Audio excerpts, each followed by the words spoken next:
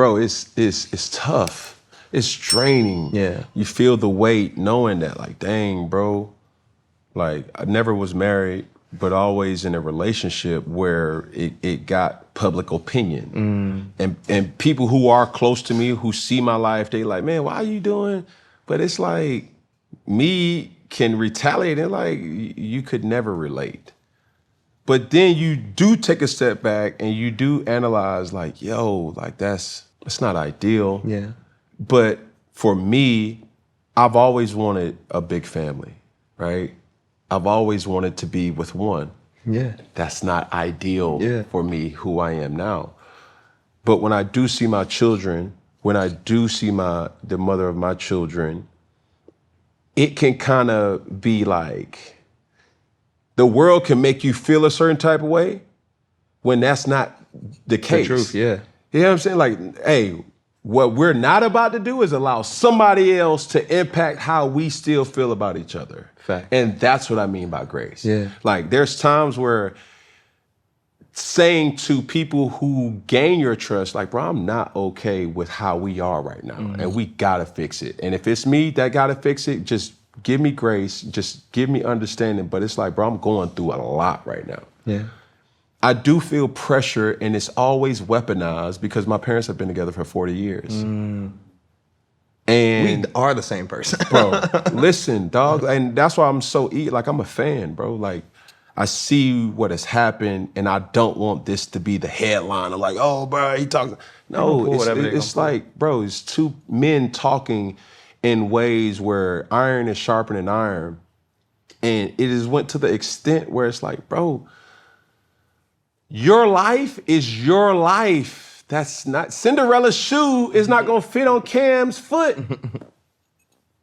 And you just have to make the best of the situation. I've had pressure for feeling like, yo, God said that. Like, man, hold on, man, God, I've been talking to my boy. You know, like, Mo, I'm listening to him through the Apple beats. Like, hold on. When people tell you, God told me to tell you, I'm like, he got my phone number. Like you ain't send me no text. Like, what? But it gets real tricky because even in the comments, like, people will project what they think you're supposed your life is supposed to be, yeah. And that's not necessarily the case. And the thing that I always say is like, bro, like, that's cool, but it's gonna happen when it happens. And as it's happening, I ain't perfect, you ain't perfect. And then this is like the stamp right here. What would Jesus do? Jesus wasn't married. That's a point I never even heard made before. You're right though. I feel like let me think about what I'm about to say. Please, because let me think I about don't want to. Like, God. No, because before I get too honest, I always want to maintain the honesty, but I want to make my thoughts. And that's important that you do, because like oftentimes, like, people will say like, bro, you got them too comfortable. Like, we get so comfortable on your shit. It's not that, we comfortable. It's good. It's one of them things. It's banter that needs to be happening, man. And I don't think a lot of people use their real life. And I'm not afraid to share certain things. It's like, bro, my relationship with my woman now is extremely hard. Not only just for her, for me too. I don't show that. I have to be stoic. I'm gonna have 9 kids, bro. I'm proud of each and every one. That's beautiful. No, it's extremely beautiful. I fathered kids that did not come from my sack. You saying you adopted them? No, like, I've taken them on as my responsibility. Right. And you can't tell me that they're not mine, and then you can't tell them that I'm not theirs. And there's 100%. Been situations where I've been patient, I've seen it, and it's like, you're not about to, going back to other people's projections, you're not about to sit up here and tell me that I'm doing the devil's work, but it's something that's so pure. What? And I'm nurturing lives, and I'm trying to impact in a positive way. And even if it's not my children and my household, it's like the give back, it's the philanthropy. It's like, yo, bro, like I'm talking to you, little bro. I'm talking to you, little sis, because, you know, I've been through it. It may not look like what I've been through, but I done been through it. And that's where we have to be real about real conversations, and knowing that I hope what I'm saying is impacting the person. I don't really want to get into the masses because, you know, it is what it is. But for a person to say like, bro, I felt that. I felt that. Maybe I do need to kind of take it into consideration. Yeah. But for y'all to make me feel like I'm breaking up a home or this person is this, it's like, man, we doing the best that we possibly can, man. Kia, Lorena, Jazz, man, y'all doing an amazing job, and I love y'all. Y'all are my responsibilities, with all due respect to what the relationship is. That's the man talking to me. Like, there's other situations where you can kind of speak and you can kind of talk, and it goes and goes and goes, and you're like, nah, bro, like that ain't me. That's not my situation. It may look like that. That's not my situation. Yeah. I'm happy. We're happy here. Yeah. The world is always gonna see the celebrities for what they know about them or what they've heard about them. And like we was just saying earlier, there's the conflicts that you see are, you know, there's two main characters or a character that you're familiar with that's famous, but the real story and what they want people to have feelings on is those two sides of what's right or what's wrong. And so they might vilify you or say negative things about you, but it's never even about you. Like, it's really just about the fact that they feel like they have to virtue signal and say what they believe is right or wrong in this context, and you just happen to be the face that they're using for that conversation. And so I try and keep that in my mind anytime that something's happening with me that it feels like, damn, all these people is going hard on me because of this.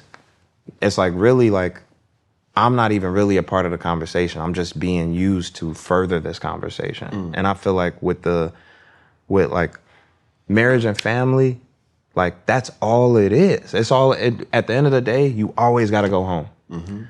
After the lights cut off, everybody gets paid, everybody gets what they got to do. They all gonna go home, and you got to go home. And I've been home alone.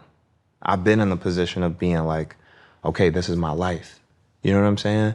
And I have to always make decisions that are gonna affect my home, and that in my first mind, over anything else that I'm doing out in the world. All the things I'm doing in the world are really, I'm only even leaving the house so I could come home with something more than I left with. So at the end of the day, fuck all them people. Like, even if they family, whoever, like, if they not in that home, if they not your responsibility, it doesn't matter what they think or what they gotta say. And I think you know how much you love your family and who your family is. And so you protective of even people's image of how you take care of your stuff, because I know that you take care of your shit. So it's like, in any case, like, people are always gonna have perceptions of you. That's the part of perspective. Like, nobody in this room knows another person better than they know themselves, and we all have perspectives on who this person is and how they handle themselves when they outside and how much they love their family or how much whatever. But it's like, the truth is just always gonna be the truth. And that's the only thing you could really affect in your home, is what is the truth of your house? What is the protections that you got over your kids, over your woman, over your extended family? And I think I'm learning to manage the amount of responsibilities, because I was, you know what I'm saying? There were a couple people in my family that went to college, but in a lot of ways, because I got famous and became a rapper, you know how it is for black people. Like, we become the epicenter of fucking support.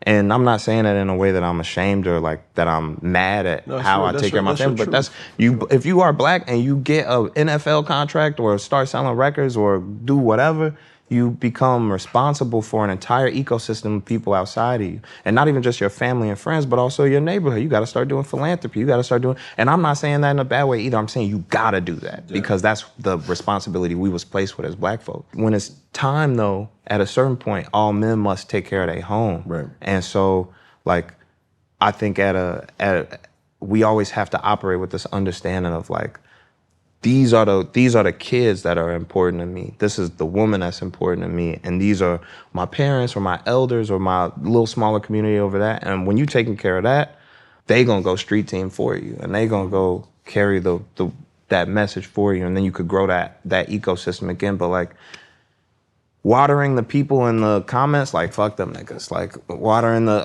naysayers, that's, you know, your mom's old coworker that said, why'd you fuck shorty? You know what I'm saying? At the end of the day, like, respect you know what I'm saying? You this you got this respect as an elder, but like you're not my tribe. You feel me? Like you're not my person. You're not a person I'm responsible for. And yeah.